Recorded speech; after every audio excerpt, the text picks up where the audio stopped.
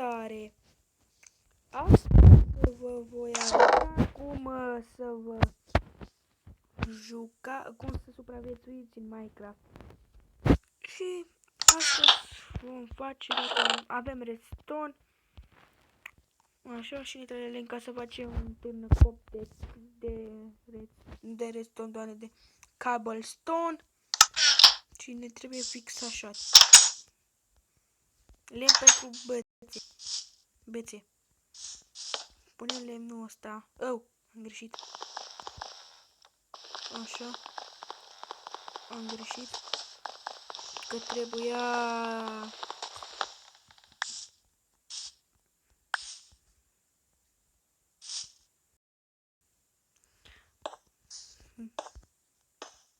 Acum am făcut bine. Greșiserăm. Ăla foloseam pentru lemn. Pentru bețe. Așa. Săpăm ca să găsim o mină. Punem ăsta. Gen la table. Facem lemne.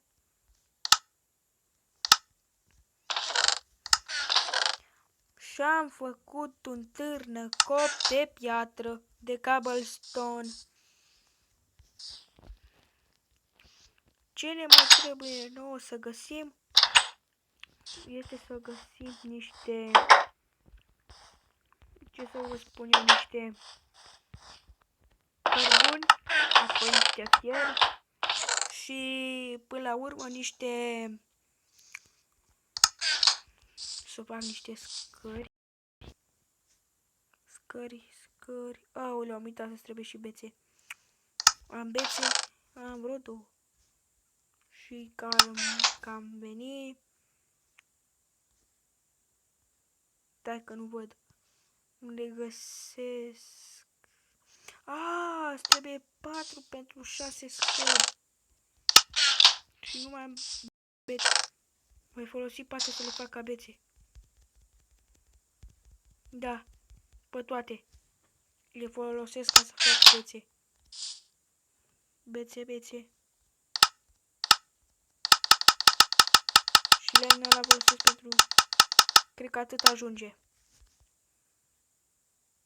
Uite, acum pot să fac scări. 39 de scări. Mai facem bețe. Nu mai avem cum. Nu mai avem. Da, uite aici. Și?